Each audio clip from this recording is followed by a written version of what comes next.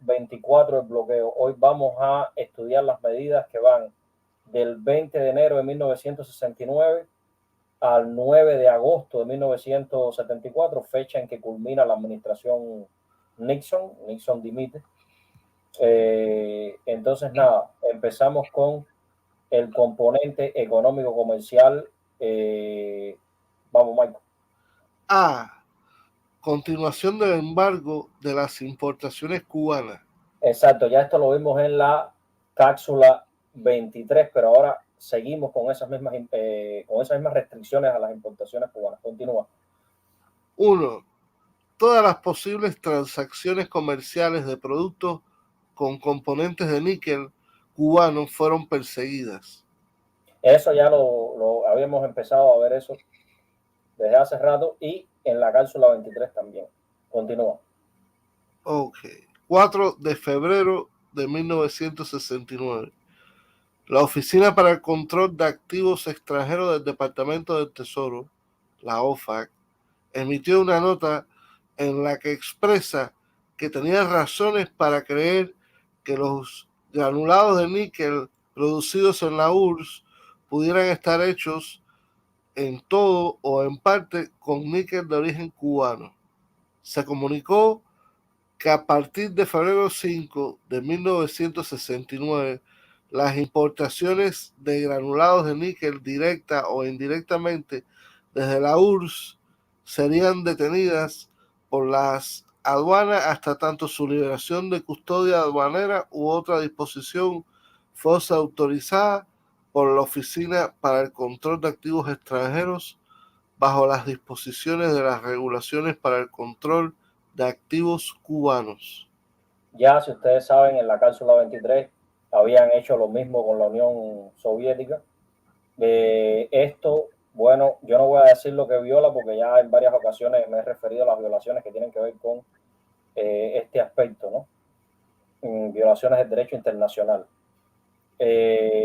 Ahora bien, del mismo modo en que Cuba, con la primera reserva de níquel del mundo y la segunda de hierro del mundo en el mismo lugar, quizás algunos de ustedes conozcan Icaro Moa, que ahí cuando tú sacas el mineral de níquel, el 49% de las bolas es hierro, no es tierra. Esto es completamente una maravilla. Uno de los mejores técnicos de su tiempo hizo un estudio de factibilidad en el año 1969 y ese estudio dio que en las mejores condiciones del mundo Cuba podía producir 21 de las 27 formas de níquel mejorado que había en el mercado mundial. El que produce 4 o 5 ya está hecho. Y Cuba quedaba con 19 mil millones de toneladas de hierro como la base potencial. Desgraciadamente no se pudo por el bloqueo precisamente norteamericano. Los soviéticos no le vendieron a Cuba ni siquiera una siderúrgica. Tuvieron con Cuba 30 años de relaciones y no fueron capaces de venderle una siderúrgica. Venían los acuerdos quinquenales, pero no se hacían. Igual que aquella fábrica de automotriz en Artemisa, se midió todo ese terreno, pero al final, primer plan quinquenal, segundo, pero al final no se hizo. Continúa, Michael, con el problema del níquel. 2 de octubre de 1969. Espérate. Lo que Michael leyó, o sea, el párrafo que Michael leyó, está en el registro federal, febrero 4, 1969. Continúa. Correcto. 2 de octubre de 1969, la Oficina para el Control de Activos Extranjeros del Departamento del Tesoro emitió una nota expresando que tenía razones para creer que el sulfato de níquel producido en la URSS pudiera ser hecho o derivado en todo o en parte del níquel de origen cubano. Se comunicó que a partir del 3 de octubre de 1969, las importaciones de sulfato de níquel provenientes directa o indirectamente de la URSS serían detenidas por la aduana hasta tanto sea autorizada su liberación de custodia aduanera o disposición por la Oficina de Control de Activos Extranjeros bajo las disposiciones de las regulaciones para el control de activos cubanos. Esto está en el registro federal, octubre 3, 1969. Continúa. el 7 de noviembre de 1969.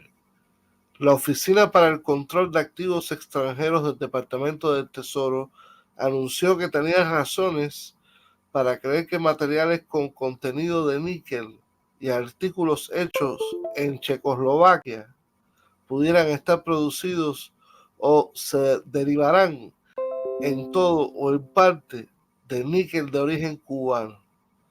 Se comunicó que a partir del 7 de noviembre de 1969, las importaciones de materiales y artículos con contenido de níquel, directa o indirectamente desde Checoslovaquia, serían detenidas por las aduanas hasta tanto su liberación de custodia aduanera u otra disposición sea autorizada por la Oficina para el Control de Activos Extranjeros bajo las disposiciones de regulaciones para el control de activos cubanos. Si recuerdan la cápsula 23, abordamos el caso de Italia, el caso de la Unión Soviética, tenemos también aquí Checoslovaquia siendo presionada, ¿no? O sea, siendo afectada. Ahora aquí esto está en el registro federal, noviembre 7 de 1969. Continúa, Michael. Ok. 10 de julio de 1974 y 7 de agosto de 1974. Se previó la expedición de licencias de importación tras la presentación de pruebas satisfactorias de que las mercancías que habían importarse habían salido de Cuba antes del 8 de julio de 1963. Se previó la expedición de licencias específicas bajo determinadas condiciones en el caso de mercancía de origen cubano enviadas como regalos o personas en los Estados Unidos, y para la importación de libros, filmes y cintas de origen cubano. También se previó la expedición de licencias específicas para la importación de muestras de investigación.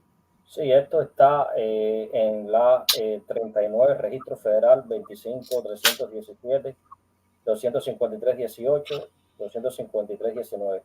Está en la sección 515.410 a la 515.414, 515.443. Todas estas regulaciones también en la 515.545 hasta la 558. ¿Qué quiero decir? 515 siempre es el estándar que se mantiene, porque siempre va, la parte de Cuba es 515 y después 515.545 y 515.558. Julio 10 de 1974, y están las regulaciones de 39, regulaciones federales 284.34, sección 515.544 de agosto 7 de 1974. Ahora Michael va a continuar con el segundo elemento relativo a el control sobre las importaciones. 14 de octubre de 1971. Una enmienda a la ley de azúcar 85 Estatuto 381 redujo la cuota azucarera cubana al 23,74% de la cuota total. Exactamente, también afecta el azúcar. Ahora Michael va a hablar sobre el otro, o sea, fuera de esto, ya Michael terminó con el control de las importaciones y sigue dentro del componente económico comercial, pero va a tratar otro asunto. Continúa, Michael. B. El gobierno de Estados Unidos empieza a prohibir y a interferir en el comercio con Cuba de entidades radicadas en el exterior, ya no solo dirigiéndose a las compañías, sino también a los respectivos gobiernos. Japón le compró a Cuba 1 millón de toneladas de azúcar en el año 1971 y otro millón en 1972, porque la devastación completa de la producción australiana llevó a Japón a esa situación. Y para nosotros fue bueno. Le vendimos a Japón 2 millones de toneladas en 2 años. todos esos barcos de marina mercante antigua que los han dejado joderse se compraron con todos esos dineros. Porque Cuba quería ser independiente con los fletes y tener una marina mercante propia. Y por eso después, en 1975, se mandó el primer batallón de tropas con tanques a Angola, en un barco que no fuera de los soviéticos, sino nuestro. En noviembre de 1975 fue al Sierra Maestra. Fue el Sierra Maestra. El Sierra Maestra, y por eso el primer barco que entró al puerto del estrecho de Haifón antes de que Silvio lanzara madre fue un barco de la Marina Mercante cubana, que ellos le abrieron el estrecho para que pudiera entrar. El embajador de Canadá en La Habana declaró que en política exterior todos los países son Sancho Panza, menos Cuba, que es Don Quijote. Es muy simpático, pero son cosas reales. Entonces, cuando Japón nos compró todo eso, no se pudo hacer ni siquiera un convenio general de pago para pagar a créditos y que nos vendieran los chips para nuestras computadoras CID 301 y 302 y pasáramos como China y Japón a ser los caballos de Atila. Claro, ahí exactamente está el problema de el control también sobre las exportaciones. O sea, no se pudo al final comprarle a Japón esos chips tan importantes, ¿no? Para el desarrollo de la computación, y Japón le pagó al contado sin crédito, ¿no? Continúa. No porque la sexta flota de Estados Unidos está frente al mar de Japón y los japoneses pagaron en la mano y se acabó. La sexta flota, pero eso dice no, porque no se pudo, porque bueno, la sexta flota de los Estados Unidos estaba ahí. Sigue, Michael.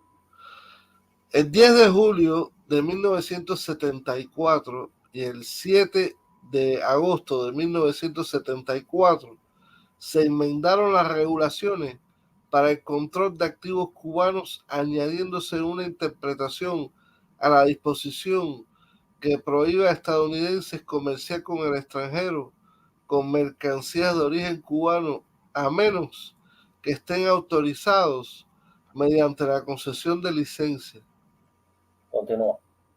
Se añadió una interpretación sobre la expedición de licencia para empresas propiedad de estadounidenses en el extranjero, dejando sentado que esta no se aplicaba a ciudadanos estadounidenses que fueran funcionarios y directores de dichas empresas en el exterior.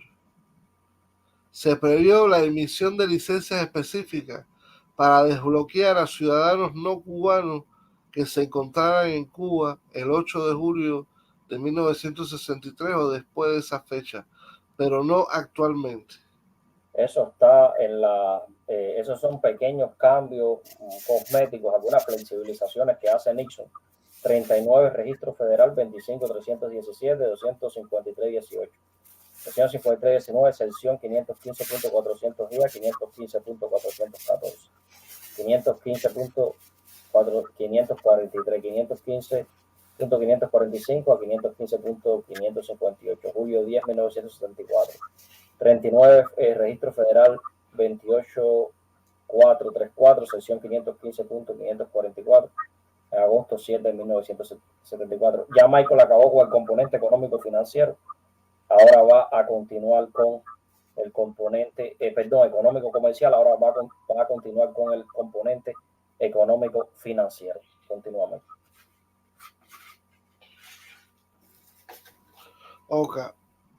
10 de julio de 1974 y 7 de agosto de 1974. Se enmendaron las regulaciones para el control de activos cubanos, añadiéndose una interpretación que excluyó a herederos de la autorización de cargar a cuentas bloqueadas determinados gastos personales. También se previó la expedición de licencias específicas para realizar pago a Cuba por sobrevolar su territorio y por aterrizaje de emergencia, para desbloquear hasta el 50% de cuentas en divisas que representaban los intereses de los cónyuges sobrevivientes no bloqueadas, para desbloquear parte de los créditos por concepto de seguros en determinadas condiciones, para el pago con cargo a cuentas de representantes oficiales de gobiernos extranjeros en Cuba y para desbloquear bienes de empresas cubanas que pertenecían totalmente o en gran parte a ciudadanos estadounidenses, para autorizar el pago de $100 US mensuales, para gastos de manutención con cargo a cuentas bloqueadas de ciudadanos cubanos que residían fuera de Cuba,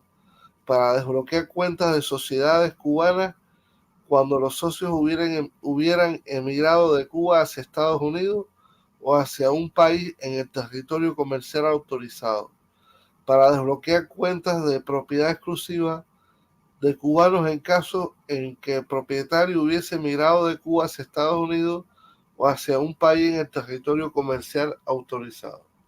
Esto está en 39 Registro Federal 25317, 25318, 25319, sección 515.410 a 515.414, 515.543, 515.545 a 515.558, julio 10 de 1974. También 39 Registro Federal 28434, sección 515.544, agosto 7 de 1914. Ya Michael terminó con el componente económico-financiero, ahora Michael va a abordar el componente militar del bloqueo bajo Nixon. Continúa, Michael.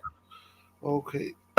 El 4 de abril de 1972, un atentado que fue un mensaje en contra de empresarios canadienses que comerciaban con Cuba, destruyó la oficina comercial de Cuba en Montreal, Canadá, y provocó la muerte del diplomático cubano Sergio Pérez Castillo.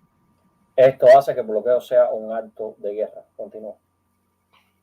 Octubre de 1972. La destrucción en el área de las Bahamas de los pesqueros cubanos Aguja y Plataforma 4. Continúa. Enero de 1973. El ataque al barco pesquero Plataforma 1 de la Cooperativa de Pesca de Caibarien y la colocación de una bomba en el barco Meregán 2. Continúa. Junio, agosto, septiembre de 1973. El lanzamiento de bombas contra residencias de representantes comerciales cubanos en Chile. Continúa. Octubre de 1973. La bomba contra un pesquero cubano en las Bahamas, provocando la muerte del pescador Roberto Torna Mirabal. Continúa. Marzo de 1974. La bomba en los locales de la línea aérea cubana de aviación en México. Ahora vamos a analizar la última sección de esta cápsula, que tiene que ver con varios componentes unidos. O sea, no se puede separar uno de otro. O sea, abarca a varios. Continúa. Continuación de la implementación de la Ley de Reclamaciones del Programa Cuba de la Comisión de Reclamaciones de los Estados Unidos. 1972. Al concluir, la comisión certificó solo 5.911 reclamaciones con un valor de ¿cuántos son? 1.851 millones de $197.358. Sí. Sí. $1.851.197.358. Así mismo. ¡Coño! Cantidad de dinero. De acuerdo con la ley, solamente podían reclamar los que eran ciudadanos norteamericanos en los momentos de la nacionalización. ¿Por qué no se procedió en esa dirección entonces? Claro, Cuba estaba dispuesta siempre a pagar. Acuérdense que ya tratamos ya esta ley de reclamaciones del programa de Cuba, la tratamos en la cápsula anterior. Se empezó a organizar todo esto y al final en 1972 la comisión certificó eso. Esto está en la intervención de Olga Miranda en Mesa Redonda Instructiva del 6 de julio del 2000. Tabloide especial número 18, abajo el bloqueo, está en la página 7. Y nada, o sea, todo esto fue, no se puede decir ya que los americanos tienen propiedades en Cuba, fueron convertidas en certificados de valor. Es hora de acostarme, o sea, tengo que levantarme temprano, como ya dije, ya mis padres están